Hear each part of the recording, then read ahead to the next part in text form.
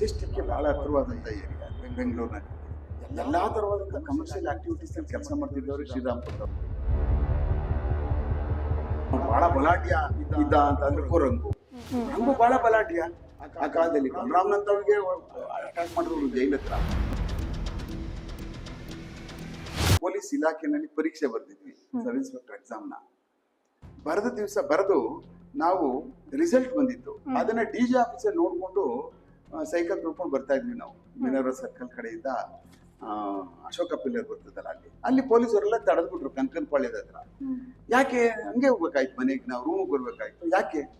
ದೊಡ್ಡ ರೌಡಿ ಸತ್ತೋಗ್ಬಿಟ್ಟಿದ್ದಾನೆ, ಗೊತ್ತಿಲ್ವಾ ನಿಮ್ಗೆ? ಹಾಗೆ ನಮ್ಗೆ ಅವಾಗ ಪೊಲೀಸಲ್ಲಿ ನಾವು ದೊಡ್ಡ ರೌಡಿ ಚಿಕ್ಕ ರೌಡಿ ನಮ್ಗೆ ಏನ್ ಗೊತ್ತಾವೆಲ್ಲ. ನಾವೆಲ್ಲ ಅವಾಗೆಲ್ಲ ಪ್ರಾಕ್ಟೀಸ್ ಮಾಡ್ತಾ ಇದ್ವಿ, ಇದು ಮಾಡ್ತಾ ಇದ್ವಿ, ಏನು ಅಡ್ವೊಕೇಟ್ ಆಗಿ ಪ್ರಾಕ್ಟೀಸ್ ಮಾಡ್ತಿದ್ದೆ ನಾನು. ಅವಾಗ ನಮಗೆ ಅದ್ರ ಬಗ್ಗೆ ಏನು ಅಂತ ತೀರಾ ಇರ್ಲಿಲ್ಲ. ಯಾರು ಅವ್ನು ಏನು ಎಲೆಕ್ಷನ್ ನಿಂತಿದ್ದಲ್ಲ ಅವನ ಅದೇ ಹುಲಿ ಗುರ್ತಿಗೆ ಇದೆಲ್ಲ ಗೊತ್ತಿತ್ತು.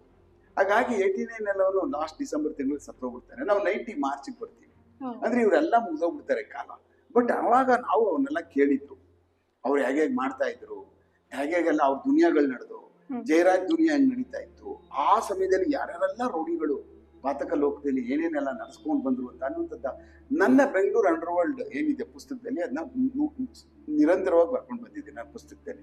1972ರಿಂದ 71ರಿಂದ ಬೆಂಗಳೂರು ನಗರದ ರೌಡಿಸಮ್ಗಳು ಹೆಂಗಿತ್ತು, ಆಮೇಲೆ ಹಣ ಹೆಂಗ್ ವಸೂಲ್ ಮಾಡ್ತಾ ಇದ್ರು, ಯಾವ್ಯಾವ ಸುಂಕದಕಟ್ಟೆನಲ್ಲಿ ಯಾವ್ಯಾವ ರೌಡಿಗಳು ಬಹಳ ಚಾಲುಗಳಿದ್ರು, ಆ ಸಮಯದಲ್ಲಿ ಏನೇನೆಲ್ಲ ಕಷ್ಟ ಆಗ್ತಾ ಇತ್ತು. ಹಳ್ಳಿಗಳಿಂದ ಬಂದಂತ ರೈತರುಗಳು ಸಾಮಾನುಗಳು ತಗೊಂಡು ಬಂದು ಒಳಗಡೆ ಎಂಟ್ರಿ ತಗೋಬೇಕಾದ್ರೆ, ಇವನ್ ಕೋಳಿಗಳು ತಗೊಬರ್ಬೇಕಾದ್ರೆ ಅಷ್ಟು ಕಷ್ಟ. ಹಳ್ಳಿಯವರು ಇಲ್ಲಿ ತಂದು ಮಾರಾಟ ಮಾಡ್ಬೇಕಾದ್ರೆ ಈ ರೌಡಿಗಳು ಹೆಂಗ್ ಕಾಟ ಕೊಡ್ತಿದ್ರು, ಹುಲ್ಲು ತಗೊಂಡ್ ಬಂದ್ರೆ ಎಷ್ಟು ಕಾಟ ಕೊಡ್ತಿದ್ರು.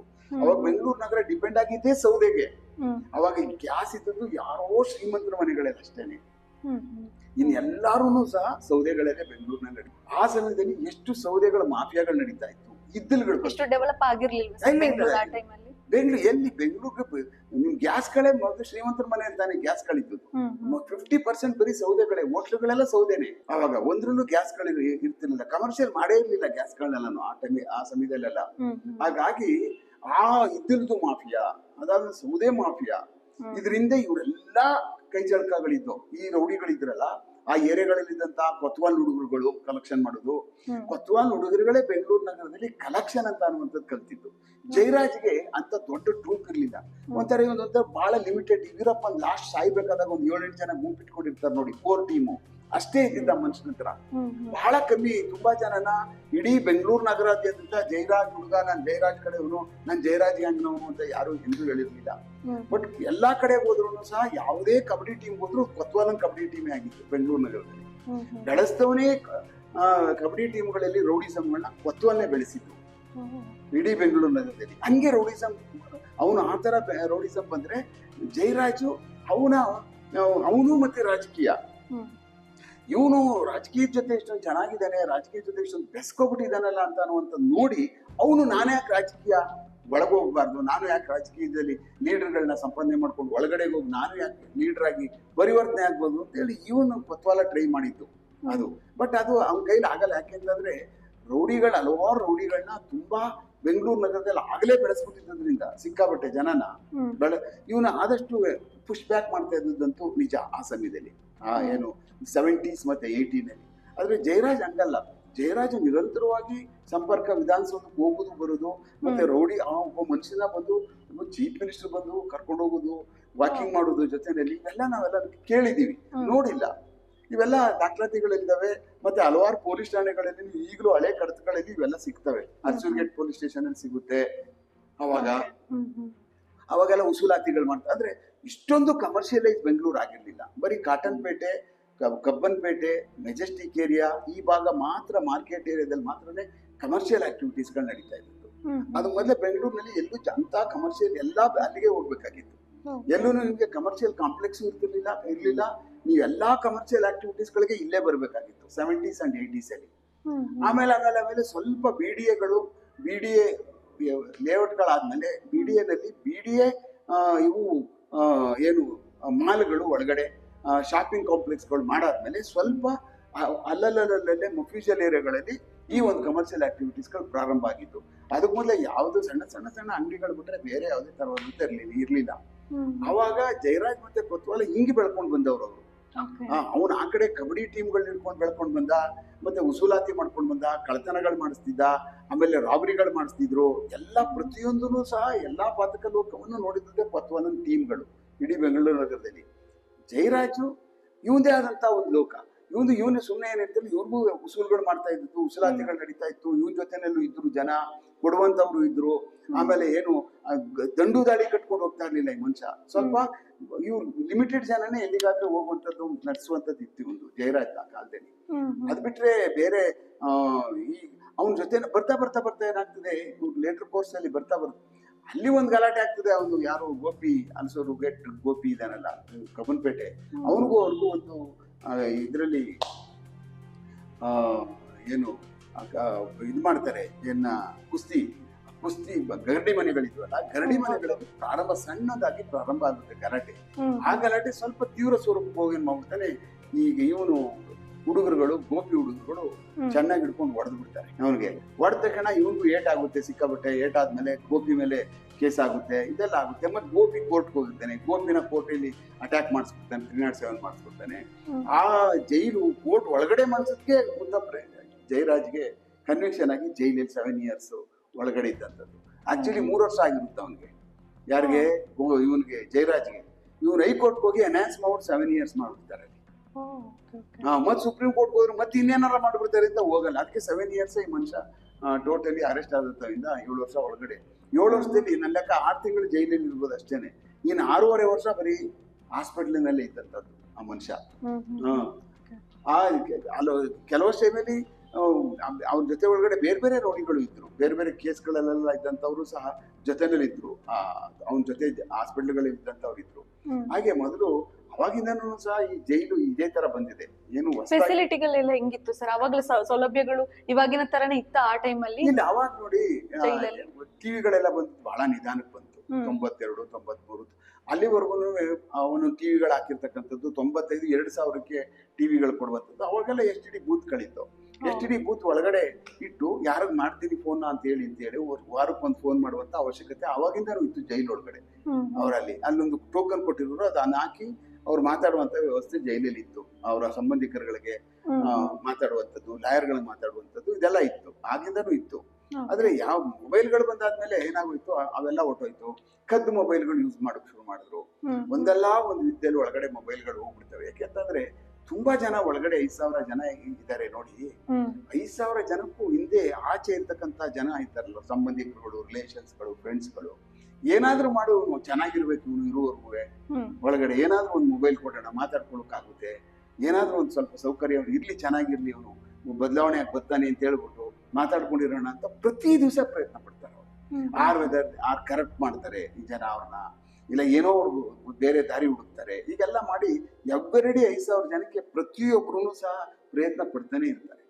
ಇದನ್ನೆಲ್ಲ ನಿಗ್ರಹಿಸ್ಬೇಕಲ್ಲ ಜೈಲಲ್ಲಿ. ಅದೇ ತುಂಬಾ ಕಠಿಣವಾದಂತಹ ರೂಲ್ಸ್ ಗಳಿತ್ತ ಆಗಿನ ಟೈಮಲ್ಲಿ? ಇಷ್ಟ ಇವಾಗ ಏನಾಗುತ್ತೆ ಅಂತಂದ್ರೆ, ಯಾವುದೇ ಜೈಲ್ ಮ್ಯಾನ್ಯುವಲ್ ಯಾವುದೇ ತರವಾದಂತ ಬದಲಾವಣೆಗಳೇನಿಲ್ಲ. ಅವಾಗ ಏನಿತ್ತೋ ಜೈಲು ಮ್ಯಾನ್ಯುವಲ್ ಅಲ್ಲಿ ಏನಿತ್ತೋ ಯಾವ ಅಮೆಂಡ್ಮೆಂಟ್ ಅಂತೂ ಏನೂ ಆಗ್ಲೇ ಇಲ್ಲ. ಇವಾಗ್ಲೂ ಹಾಗೆ ಇದೆ. ಬಟ್ ಅವಾಗ ಏನಾಗ್ತಾ ಇತ್ತು, ಕಮ್ಮಿ ಸಂಖ್ಯೆನಲ್ಲಿ ಇರ್ತಿದ್ರು ಜೈಲಿನಲ್ಲಿ. ನೋಡಿ, ಅವಾಗ ಬೆಂಗಳೂರಿನಲ್ಲಿ ಅವಾಗ ನಮ್ಮ ಫ್ರೀಡಂ ಪಾರ್ಕ್ ಹತ್ರ ಜೈಲು, ಆ ಜೈಲ್ ಮಾತ್ರ ಇತ್ತು ಅಷ್ಟೇ. ಪರಪ್ನಗರ ಜೈಲ್ ಇರಲಿಲ್ಲ. ಅದೆಲ್ಲ ಬಂದು ಲೇಟ್ ಆಗಿ, ಇದೆಲ್ಲ ನಮ್ಮ ಪರಪ್ನಗರ ಜೈಲ್ ಬಂದು ಸಾಂಗ್ಲಿಯಾನವ್ರು ಬಂದಾಗ, ಜೈಲ್ DC ಆಗಿ ಬಂದಾಗ ಅವರು ಅದನ್ನ ಶಿಫ್ಟ್ ಮಾಡಿಸ್ತಾರೆ ಅದನ್ನ ಇಲ್ಲಿಗೆ. ಅದಕ್ಕೆ ಮೊದಲೇ ನಮ್ಮ ಈ ಬೆಂಗಳೂರು ಸೆಂಟ್ರಲ್ ಜೈಲ್ ಒಳಗಡೆನೆ ಆಲ್ಮೋಸ್ಟ್ 3,000 ಜನ ಇರ್ತಿದ್ದಾಗ. ಅದ್ರಲ್ಲಿ 2,000 ಜನ ಇರೋಕ್ ಸಾಧ್ಯ ಆಗ್ತಿತ್ತು, 1,500 ಜನನೂ ಅಷ್ಟೇ. ಆದ್ರೆ 3,000 ಹಾಗೆ ಆ ಜೈಲಲ್ಲಿ ಇರ್ತಾ ಇದ್ದಂಥವ್ರು. ಹಾಗೆ ಜೈಲಲ್ಲಿ ಏನು ಬದಲಾವಣೆ ಅಂತದ್ದೇನಿಲ್ಲ. ಬಟ್ ಬರುವಂತ ಆರೋಪಿತರುಗಳು, ಅಕ್ಯೂಸ್ಡ್ಗಳು ಬದಲಾವಣೆ ಆಗ್ತಾ ಬಂದ್ರು. ಮೊದಲು ಟೆರರಿಸ್ಟ್ ಕೇಸಸ್ ಇರಲಿಲ್ಲ. ಆ ಟೆರರಿಸ್ಟ್ ಕೇಸಸ್ಗಳು ಆರೋಪಿತರುಗಳ ದಸ್ತಗಿರಿಯಾಗಿ ಅವರೇ ಒಂದು ದೊಡ್ಡ ಜೈಲಿನಲ್ಲಿ ಸಂಖ್ಯೆಗಳಾಗಕ್ಕೆ ಶುರುವಾಯಿತು. ಮೊದಲು ಮೋಸ ಮಾಡ್ತಾ ಇರಲಿಲ್ಲ ಬೆಂಗಳೂರು ನಗರದಲ್ಲಿ. ಯಾಕೆ ಮೋಸ ಮಾಡ್ತಾ ಇರ್ಲಿಲ್ಲ ಅಂದ್ರೆ, ಬೆಂಗಳೂರು ನಗರದಲ್ಲಿ ಇರ್ತಕ್ಕಂಥ ಜನನೇ ಪಾಪ ಎಲ್ಲ ಇದ್ದವ್ರು ಕಷ್ಟಪಟ್ಟು ಜೀವನ ಮಾಡ್ತಾ ಇದ್ರು. ಹೊರ ರಾಜ್ಯಗಳಿಂದ ಯಾವಾಗ ಬಂದು ಸೇರ್ಕೊಂಡ್ರು, ಮೋಸ ಅಂತ ಅನ್ನುವಂಥದ್ದು ಎಲ್ಲಾ ಜಾಬ್ಗಿಂತ ಮೋಸದ ಕೆಲಸನೇ ಬೆಂಗಳೂರಿನಲ್ಲಿ ಜಾಸ್ತಿ. ನಾನು ಎಷ್ಟು ಜನ ಸಾಫ್ಟ್ವೇರ್ ಇಂಜಿನಿಯರು, ಎಷ್ಟು ಜನ ಸರ್ಕಾರಿ ಕೆಲಸಗಾರರು, ಅದು ಬಿಟ್ಟು ನನ್ನ ಲೆಕ್ಕದಲ್ಲಿ ನಂಬರ್ 1, 2, 3 ತಗೊಂಡ್ರೆ ಟಾಪ್ ಅಲ್ಲಿ ಮೋಸ ಮಾಡಿ ಬದುಕ್ತಕ್ಕಂಥ ಉದ್ಯೋಗನೇ ಜಾಸ್ತಿ ಬೆಂಗಳೂರಿನಲ್ಲಿ ಈಗ. ಓಕೆ. ಅದೇ ಉದ್ಯೋಗ ಈಗ ಒಂಥರ ದೊಡ್ಡ ಎಂಪ್ಲಾಯ್ಮೆಂಟ್ ಎಕ್ಸ್ಚೇಂಜ್ ಇದ್ದಂಗೆ ಅದು ಬೆಂಗಳೂರು ನಗರದಲ್ಲಿ ಎಂತ ಕಾಣಿಸ್ತದೆ ನನಗೆ ನೋಡಿದ್ರೆ ಈಗ. ಯಾಕಂದ್ರೆ ಯಾರನ್ನಾರ ಕೇಳು ಅವ್ನು ಮೋಸ ಮಾಡ್ದ, ಯಾರನ್ನಾರ ಕೇಳು ನಾನು ಗುಂಡೊಡ್ದ, ಸೊ ಅವ್ನು ಹಿಂಗೆ ಹೇಳ್ಬಿಟ್ಟು ಎತ್ಕೊಂಡು ಹೊಟ್ಟೋಗ್ಬಿಟ್ಟ. ಹೌದಾ, ನೀವು 10 ಜನದಲ್ಲಿ 9 ಜನ ಮೋಸ ಹೋಗಿರ್ತಾರೆ. ಅಂದ್ರೆ ಆ ಮಟ್ಟದ ಮೋಸ ಮಾಡುವಂತ ಜನ ಬೆಂಗಳೂರು ನಗರದಲ್ಲಿ ಬಂದು ಸೇರ್ಕೊಬಿಟ್ರು. ಒಂಥರ ಮೋಸದ ಸ್ವರ್ಗ ಇದು. ಯಾವನ್ ಫಾರ್ ಚೀಟರ್ಸ್ ಬೆಂಗಳೂರು ನಗರ. ಇದು ಅವ್ರನ್ನ ಬಲಿ ಹಾಕ್ಬೇಕು. ಇಲ್ಲಿ ಸಾಮಾನ್ಯವಾಗಿ ಏನಾಗ್ತಿದೆ ಅಂದ್ರೆ ಸಾರ್ವಜನಿಕರು ಅನ್ಯಾಯ ಆಗುವಂಥದ್ದು ಇವರಿಂದ. ಹೇಳ್ಕೋವಂಗಿಲ್ಲ, ಬಿಡುವಂಗಿಲ್ಲ, ಪೊಲೀಸ್ ಸ್ಟೇಷನ್ ಬರುವಂಗಿಲ್ಲ, ಬಿಡುವಂಗಿಲ್ಲ. ನಿಮ್ಗೇನ್ ಬುದ್ಧಿ ಇಲ್ವಾ ಅಂತಾರೆ ಪೊಲೀಸ್ ಸ್ಟೇಷನ್ಗೆ ಹೋದ್ರೆ. ಸಾರ್ ನಿಮ್ಗೆ ಏನೋ ಹೇಳ್ದೆ ಸರ್, ಕೆಲಸ ಕೊಡಿಸ್ತೀನಿ ಅಂತ ಹೇಳ್ಬಿಟ್ಟು 10 ಲಕ್ಷ ಇಸ್ಕೊಬಿಟ್ಟವನೇ ಸರ್, ಸಿಗ್ತಾ ಇಲ್ಲ ಸರ್, ಓಡೋದು, ನಿಮ್ಗೆ ಬುದ್ಧಿ ಇಲ್ವಾ ಅಂತಾರೆ ಪೊಲೀಸ್ನವ್ರು. ಹೌದಲ್ವಾ? ನೀವ್ ಹೆಂಗ್ ಕೊಟ್ಬಿಟ್ರಿ 10 ಲಕ್ಷ ರೂಪಾಯಿನ? ಹೆಂಗ್ ಕೊಟ್ರಿ ನೀವು? ನಾವು ಕೇಳ್ಬಿಟ್ಟ ನೀವು ಕೊಟ್ಬಿಟ್ರಾ ಅಂತ ಮನೆಗೆ ಬೈಸ್ಕೊಂಡ್ ಬರುವಂತದ್ದೇ ಪ್ರಸಾದ. ಇದೇನು ಸಿಗುದಿಲ್ಲ ಅಲ್ಲಿ ಹೋದ್ರೆ. ನೀವು ಹೆಂಗ್ ಕೇಸ್ ಏನ್ ಮಾಡ್ತಾರ ಅವನು? ಇದನ್ನೆಲ್ಲ ಅಡ್ವಾಂಟೇಜ್ ತಗೊಂಡ್ಬಿಡ್ತಾವ್ರಿ ಮೋಸ್ಕರ. ನೀವ್ ಹೋಗ್ತೀರಿ, ಪೊಲೀಸವ್ರು ಬೈದ್ ಕಳಿಸ್ತಾರೆ, ನಮ್ಗೆ ಏನು ಮಾಡಲ್ರು. ಪೊಲೀಸ್ ಆಮೇಲೆ ನಾವು ಸಾಕ್ಷಿಗಳು ಬೇಕು, ಏನ್ ಕೇಳಿದ್ಕೊಡಿ, ಏನ್ ಸಾಕ್ಷಿ ಇಲ್ಲ ಸರ್, ಈಸ್ಕೊಂಡ ಅಷ್ಟೇ, ಅಲ್ಲಿ ಹೋಟ್ಲಿಗೆ ಬಂದ ದುಡ್ಡು ಕೊಟ್ವಿ, ಹಾಗೆ ಹೀಗೆ ಖಾಲಿ ಮಾಡಿ ಇಲ್ಲಿಂದ ಪೊಲೀಸ್ ಸ್ಟೇಷನ್ ಅಂತಾರೆ. ಹಾಗಾಗೇನಾಗ್ತದೆ, ಇಂಥ ಒಂದು ಎನ್ಕ್ಯಾಶ್ ಮಾಡ್ಕೊಂಡು ಜೀವನ ಮಾಡ್ತಾ ಇರ್ತಕ್ಕಂಥ ಸಂಖ್ಯೆ ಸಿಕ್ಕಾಬಟ್ಟೆ ಜಾಸ್ತಿ ಆಗೋಗ್ತಿದೆ. ಅವರು ಭಯಂಕರವಾಗಿ ಇದರಲ್ಲಿ ಆಮೇಲೆ ಪ್ರಾಪರ್ಟಿಗಳು ವ್ಯಾಲ್ಯೂಗಳು ಜಾಸ್ತಿ ಆಗ್ಬಿಟ್ಟು ಅದ್ರಲ್ಲಿ ಡ್ಯೂಪ್ಲಿಕೇಟ್ ದಾಖಲಾತಿಗಳು ತಯಾರು ಮಾಡಿ ಪಾಪ ಅಮಾಯಕರುಗಳಿಗೆ ಅವ್ರನ್ನ ಬಗೆ ಬಗೆಯಾಗಿ ಹೋಲ್ತಾರೆ. ರಿಜಿಸ್ಟರ್ ಮಾಡಿ ಮಾಡಿ ಮಾಡಿದ್ದು ಯಾವ್ಯಾವುದೋ ಪ್ರಾಪರ್ಟಿಗಳು ಕುಂಟು ಮಾರಾಟ ಮಾಡ್ಬಿಡುದು. ಅದಾದ್ಮೇಲೆ ಈ ಇನ್ನೊಂದು ಗ್ಯಾಂಗ್ ಯಾವುದು ಅಂತಂದ್ರೆ ನಕಲಿ ಮಾರಾಟ ಮಾಡುವಂಥದ್ದು ಜಮೀನುಗಳನ್ನ, ಸೈಟ್ಗಳನ್ನ ಡಿಸಿನೇ ಕನ್ವರ್ಷನ್ ಮಾಡಿಸಿರುವುದಿಲ್ಲ. ಆಮೇಲೆ ಅದರಲ್ಲಿ ಯಾವುದೇ ತರವಾದ ಸ್ಯಾಂಕ್ಷನ್ ಪ್ಲಾನ್ ಮಾಡಿಸ್ಕೊಂಡಿರೋದಿಲ್ಲ. ಅಲ್ಲಿ ಪ್ರಾಧಿಕಾರಗಳದ್ದು ಪ್ಲಾನ್ಗಳು ಬೇಕಲ್ಲ, ಯಾವುದೇ ಸ್ಯಾಂಕ್ಷನ್ ಪ್ಲಾನ್ಗಳಿರೋದಿಲ್ಲ. ಸುಮ್ಮನೆ ಹೋಗ್ತಾರೆ, ರೋಡ್ ಮಾಡಿರ್ತಾನೆ, ತೋರಿಸ್ತಾರೆ, ಬಾಯ್ ಸೈಟು ಅಂತಾರೆ, ಅಲ್ಲಿ ಸಬ್ ರಿಜಿಸ್ಟರ್ ಆಫೀಸ್ಗೆ ಹೋಗ್ತಾನೆ, ಒಂದು ಮಾಡ್ಬಿಟ್ಟು ಒಂದು ಕೊಟ್ಬಿಟ್ಟು ನಾಳೆ ಬೆಳಗ್ಗೆ ಹೋದ್ರೆ ನಿಮ್ ರೋಡ್ ಹಿಂಗಿರೋ ಇರೋದಿಲ್ಲ, ಈ ರೋಡ್ ಹಿಂಗಾಗಿ ಹೋಗ್ತಿರ್ತದೆ. ಇಂಥ ಬರೀ ಮೋಸಗಾರರುಗಳು ಸಿಟಿನಲ್ಲಿ. ಪಾಪ ಇವ್ರು ನಂಬ್ತಾರೆ. ಇವರೆಲ್ಲ ಬೆಂಗಳೂರಿನಲ್ಲಿ ಏನು ಅಂತಂದ್ರೆ ಮೊದಲಿಂದನೂ ಹಿಂಗೆ ನಂಬ್ಕೊಂಡು ಈಗಲೂ ಅತ್ಯಂತ ಭಯಂಕರವಾಗಿ ಮೋಸ ಆಗ್ತಾ ಇರ್ತಕ್ಕಂಥದ್ದು. ಬೆಂಗಳೂರು ಯಾವುದೇ ನಗರದಲ್ಲಿ ಆಗ್ತಾ ಇಲ್ಲ ಇಷ್ಟೊಂದು. ನೋಡಿ, ಎಲ್ಲೆಲ್ಲೋ ಕುತ್ಕೋತಾರೆ ರಾಜಸ್ಥಾನದಲ್ಲಿ, ಅವನು ಇಲ್ಲಿ ನಮ್ಮನ್ನು ಮೋಸ ಮಾಡ್ತಾನೆ. ಎಲ್ಲೋ ಒಬ್ಬ UP-ನಲ್ಲಿ ಕುತ್ಕೋತಾನೆ, ಅವನು ಇಲ್ಲಿ ಬೆಂಗಳೂರಿನವ್ನು ಮೋಸ ಮಾಡ್ತಾನೆ. ಇವ್ರು ಬ್ಯಾಂಕ್ ಹಾಕೋ ಕಾಸ ಹಾಕ್ತಾರೆ, ಏನೋ ಮಾಡ್ಬಿಟ್ಟು ಇನ್ಕಮ್ ಟ್ಯಾಕ್ಸ್ ಇಂದ ಹಂಗ್ ಬಂದ್ಬಿಟ್ಟಿದೆ, ಏನೋ ನಿಮ್ದೇನೋ ಯಾವುದೋ ಒಂದು ಇದ್ರಲ್ಲಿ ಹೋಯ್ತಾ ತಗಲಾಕೊಂಡ್ಬಿಟ್ಟಿದೆ, ಗಾಂಜಾ ತಗಲಾಕೊಂಡ್ಬಿಟ್ಟು ಡ್ರಗ್ ಕೇಸ್ ಆಗ್ಬಿಟ್ಟಿದೆ ನಿಮ್ದು, ನೀವು ಬಿಡಿಸ್ಕೋಬೇಕು, ಯಾರಿಗೂ ಹೇಳಕ್ ಹೋಗ್ಬೇಡಿ, ಜೈಲಿಗೆ ಹೋಗ್ಬಿಡ್ತೀರಿ, ನಿಮ್ಮ ಮನೆ ಮಠ ಎಲ್ಲ ಹುಲ್ಲು, ನಿಮ್ ತಂದೆ ಯಾರಿಗೂ ಹೇಳ್ಬೇಡ, ದುಡ್ಡು ಹಾಕಿ ಆಗ್ತಾನೆ ಇರ್ತಾರೆ. ಅಂತ ಅಮಾಯಕರು ನಮ್ಮ ಬೆಂಗಳೂರ್ನವ್ರು ಏನ್ ಮಾಡ್ತೀವಿ ಕತೆ. ಹೌದು ಸರ್. ಇನ್ನು ಬೆಂಗಳೂರಿನಲ್ಲಿ ಯಾವ ಏರಿಯಾದಲ್ಲಿ ಜಾಸ್ತಿಯಾಗಿ ಕೊಲೆ ಪ್ರಕರಣಗಳಿರ್ಬೋದು ಅಥವಾ ಆ ರೀತಿಯಾದಂತಹ ದಂಧೆಗಳೆಲ್ಲ ನಡೀತಾ ಇದ್ದಂತ ಏರಿಯಾ ಯಾವುದು ಸರ್? ಇಲ್ಲ ನೋಡಿ, ಬೆಂಗಳೂರಿನಲ್ಲಿ ಏನಾಗ್ತದೆ ಅಂತಂದ್ರೆ ಪ್ರಾರಂಭಿಕ ಕಾಲದಿಂದನೂ ಬೆಂಗಳೂರು ರೌಡಿಸಂಗಳಲ್ಲಿ 2 ಏರಿಯಾಗಳು ಬಹಳ ತುಂಬಾ. ಒಂದು ಬೆಂಗಳೂರು ವೆಸ್ಟ್, ಮತ್ತೆ ಈಗ ಎಕ್ಸ್ಟೆನ್ಷನ್ ಈ ಬೆಂಗಳೂರು ನಾರ್ತ್. ಆ ಭಾಗದಲ್ಲಿ ಅತ್ಯಂತ ರೌಡಿಗಳ ಚಟುವಟಿಕೆಗಳು ನಡೆಯುತ್ತೆ. ಅದಾದ್ಮೇಲೆ ಸ್ವಲ್ಪ ಎಕ್ಸ್ಟೆನ್ಷನ್ ಬೆಂಗಳೂರು ಸೌತ್, ಅಂದ್ರೆ ಬಹಳ ಕಮ್ಮಿ. ಅಂದ್ರೆ ಅಲ್ಲಿ ಆ ಮಟ್ಟಕ್ಕಿಲ್ಲ. ಇಲ್ಲೊಂದು 25% ಇದ್ರೆ ಅಲ್ಲಿ ಒಂದು 100% ಹಾಗೆ. ಮತ್ತೆ ಬೆಂಗಳೂರ ಈಸ್ಟ್ ಭಾಗದಲ್ಲಿ ಬಹಳ ಅತ್ಯಂತ ಕಮ್ಮಿ. ಬೆಂಗಳೂರು ಏನು ನಮ್ಮ ಪೂರ್ವ ಮತ್ತೆ south East, north East Bengaluru ಮತ್ತು ಬೆಂಗಳೂರು ಸೆಂಟ್ರಲ್, ನಮ್ಮ ಬೆಂಗಳೂರು ಈಸ್ಟ್ ಒಳಗಡೆ ಕೆಲವಷ್ಟು ಏನು ಡಾಮಿನೇಟೆಡ್ ಏರಿಯಾ, ನಮ್ಮ ಮುಸ್ಲಿಂ ಕಮ್ಯುನಿಟೆಡ್ ಏರಿಯಾ ಅಂತಲ್ಲ, ಆವಾಗ ರೌಡಿಗಳ ಚಟುವಟಿಕೆಗಳು ಇತ್ತು, ಬಹಳ ಜಾಸ್ತಿ ಇತ್ತು ಒಂದು ಕಾಲದಲ್ಲಿ. 80ನೇ ಇಸ್ವಿಯಿಂದ ಕೋಳಿ ಫಯಾಸ್ ಕಾಲದಿಂದ ಹಿಡಿದು ಸುಮಾರು ರೌಡಿಗಳು ಅಲ್ಲೂ ಸಹ ಹತ್ರ ಆಗಿ ಹೋಗ್ಬಿಡ್ತಾರೆ. ರೌಡಿಗಳು ದಿವಾನ್ ಅಲ್ಲಿ ಏನು ಕಾರ್ಪೊರೇಟರ್ ಮರ್ಡರ್ ಆಗ್ತಾನೆ, ಮನ್ಶಂಕರಿನಲ್ಲಿ ಇಲಿಯಾಸ್ ನಗರ ಕಾರ್ಪೊರೇಟರ್ ಅವನು, ಅಲ್ಲಿವರೆಗೂ ಸಹ ಹಲವಾರು ಘಟನೆ ಒಳಗಡೆ ರೌಡಿಗಳೆಲ್ಲ ನಾಶ ಆಗ್ತಾ ಹೋಗ್ತಾರೆ ಪೂರ್ತಿ ಆ ಭಾಗದಲ್ಲಿ. ತುಂಬಾ ಈಗಲೂ ರೌಡಿಗಳ ಚಟುವಟಿಕೆಗಳು ಇಲ್ಲ ಅಂತ ಹೇಳುವಂಗಿಲ್ಲ, ಇವಾಗಲೂ ಇದೆ. ಅದರ್ವೇ ನಾನು ಅವನಿಗಿಂತ ಸೂಪರು, ನನಗಿಂತ ಅವನು. ಆಮೇಲೆ ಈಗ ಬೇರೆ ಬೇರೆ ತರವಾದಂತಹ ಉದ್ಯೋಗಗಳು ಹಿಡ್ಕೊಬಿಟ್ಟವೆ. ಕಾಂಟ್ರಾಕ್ಟ್ಗಳು ತಗೊಬಿಡ್ತಾವ್ರೆ, ಸಿಟಿದು, ಬೆಂಗಳೂರು ಸಿಟಿದು ಟೆಂಡರ್ಗಳು ತಗೊಂಡು ಕಸ ಎತ್ತುದು ಅಂತ ತಗೊಬಿಡುದು. ಆಮೇಲೆ ಅದ್ರ ಜೊತೆಯಲ್ಲಿ ರಿಯಲ್ ಎಸ್ಟೇಟ್ಗಳು, ಆಮೇಲೆ ಯಾವ್ದಾದ್ರು ಲಿಟಿಗೇಷನ್ ಲ್ಯಾಂಡ್ಗಳು ಹೋಗ್ಬಿಟ್ಟು ಕಾಂಪೌಂಡ್ ಆಗ್ತಕ್ಕಂಥದ್ದು. ಆಮೇಲೆ ಅವ್ರು ಯಾರು ಬೇರೆ ರಾಜ್ಯದವರು ಮತ್ತೆ ಇವ್ರ ಮಧ್ಯೆ ಯಾರು ಅವ್ರಿಗೆ ಎದುರಿಸ್ಬಿಟ್ಟು ಆ ಜಾಗನ ಕಬ್ಜಾ ಮಾಡ್ಬಿಡುವಂಥದ್ದು. ಈಗ ಭಯ ಬಿಡ್ತಾರೆ, ಯಾರೇ 4 ಜನ 5 ಜನ ಕಂಟಿನ್ಯೂಸ್ ಆಗಿ ಹೋಗಿ ನಾಳೆ ಬಂದ್ರೆ ಹೊಡೆದಾಕ್ತಿವಿ, ಬನ್ನಿ ನೀವು ಜಮೀನ್ ಹತ್ರ, ಅದ್ ಹೆಂಗ್ ಬರ್ತೀರಿ, ಜಾಗದ ಹತ್ರ, ಸೈಟ್ ಹತ್ರ ಇದ್ಕೊಂಡ್ಬಿಡ್ತಾರೆ. 1 ದಿವಸ 2 ದಿವಸ ಪೊಲೀಸ್ ಸ್ಟೇಷನ್ ಹತ್ರ ಹೋಗ್ತಾರೆ. ಪ್ರತಿ ದಿವಸ ಪೊಲೀಸ್ ಸ್ಟೇಷನ್ ಹತ್ರ ಹೋಗಕ್ಕಾಗಲ್ವಲ್ಲ, ಪ್ರತಿ ದಿವಸ ಮನೆ ಹತ್ರ ಪೊಲೀಸರು ಇರೋಕ್ಕಾಗಲ್ವಲ್ಲ.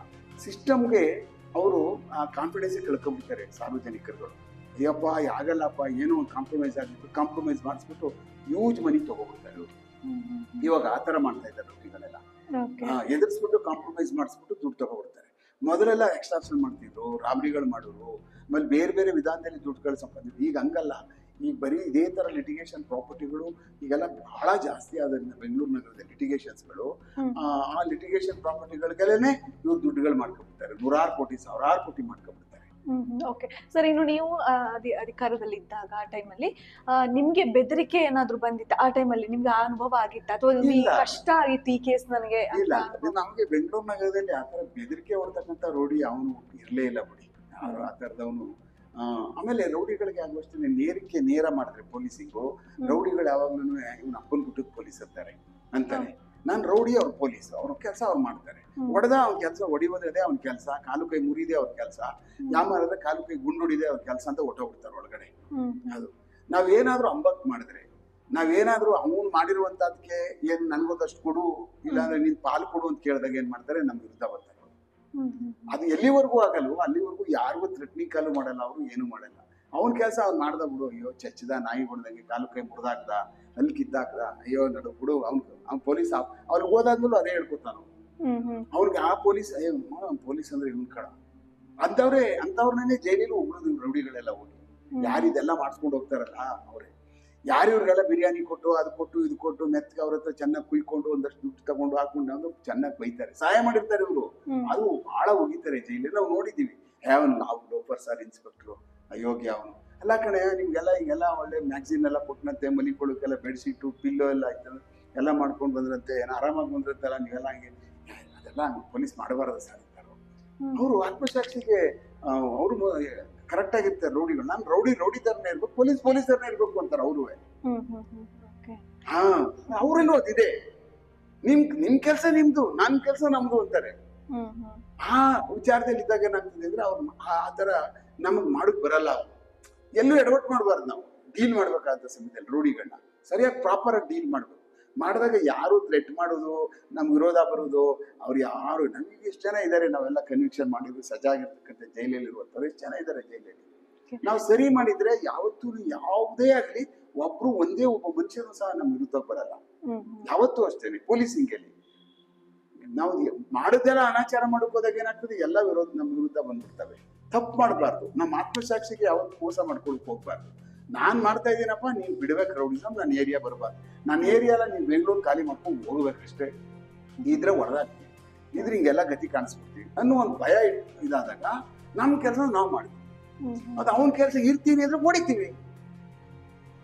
ನಾನು ಇಲ್ಲೇ ಇರ್ತೀನಿ, ನಾನು ಹಿಂಗೆ ಮಾಡ್ತೀನಿ, ನಾನು ಇಲ್ಲೇ ಜೀವನ ಮಾಡ್ತೀನಿ, ಸಿಗಾಕೊಂಡ್ರೆ ಚಚ್ತೀವಿ ನಾವು.